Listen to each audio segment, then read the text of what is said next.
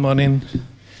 Well, it's supposed that my son Daniel Sousa has to be here presenting, but he's sick, and I am doing the presentation for him. Well, the idea is to see this work is about the reduction of the neutrophil lymphocyte radio that is associated with a complete response in the treatment and in the disease-free survival in patients with non-invasive bladder cancer that were treated with intravesical neoadjuvant chemohyperthermia. Well, different articles have shown that neutrophil lymphocyte radio can predict survival in different cancers, including bladder cancer.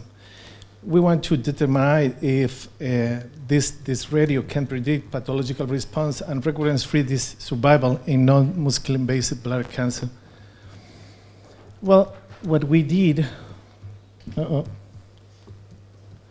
is a study, a retrospective and a cohort study of 43 patients treated with intermediate high-risk non-muscle invasive bladder cancer treated with neoadjuvant Hybeck is chemohyperthermia between 2009 and 2017 in Spain.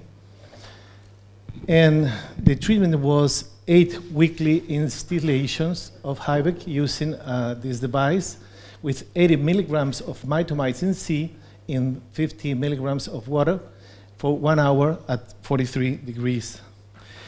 All patients were performed a transrectal bladder resection 2 weeks after finishing the treatment. The primary objective was to see the complete response during the study, this pathological piece, and the disease-free survival at 48 months.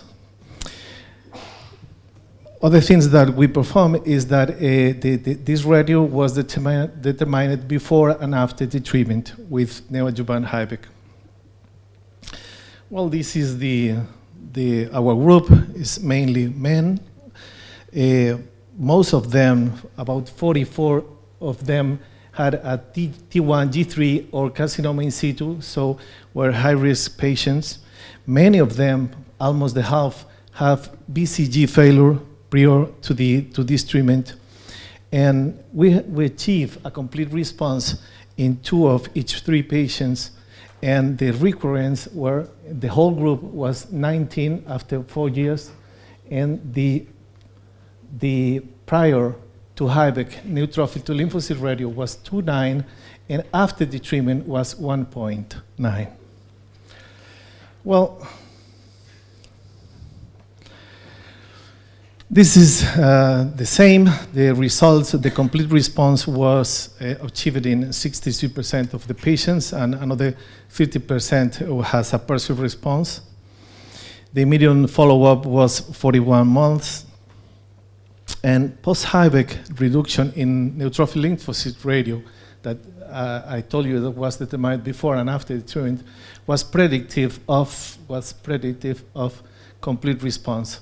And a lower neutrophil lymphocyte radio reduction after neoadjuvant treatment were associated with a longer disease-free survival. These are the recurrence and the pathological response. Those patients with complete response has lower number of recurrence during this time.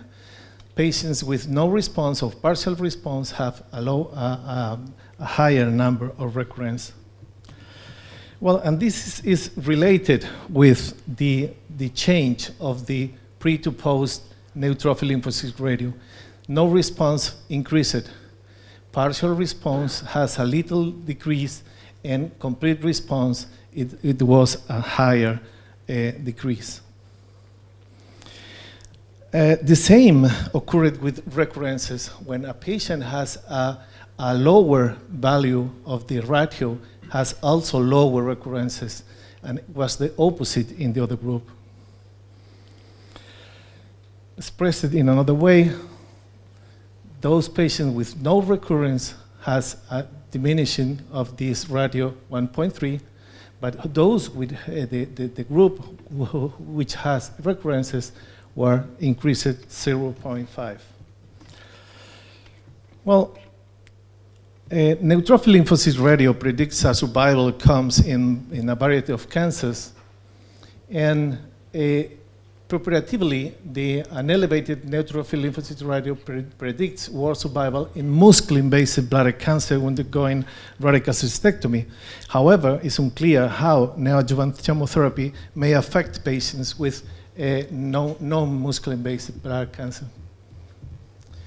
The idea is that those patients with neutrophilia and lymphopenia has systemic effects and also local tumoral effects, which increased tumor growth, evasion from immune system, increased angiogenesis, and promotion of tumor invasion and metastasis. So we also know that some chemotherapeutic drugs, like as anthracyclines and oxaliplatin, induced immunogenic cell death, resulting in increased immunity. However, many chemotherapeutic agents, including mitomycin, that is the drug we use it, do not cause immunogenic cell death, only produce apoptosis. Well, it's possible that the neoadjuvant HIVEC, including heat, induces immunogenic cell death or activates the immune system through the HEXO proteins or other factors. The idea is that the neoadjuvant chemohyperthermia produce secretion of DAMP signals as MGB1, ATP, or calreticulin, and these produce a maturation of the dendritic cells. Well, given that the HIVEC is performed before the transurethral resection, while the tumor is still in place, it could generate a tumor immunogenic cell death that would improve immunological activation and clinical response to treatment, functioning, at least theoretically, as a cell vaccine that may explain the reduction of tumoral recurrence in the medium-term follow-up that was 4 years.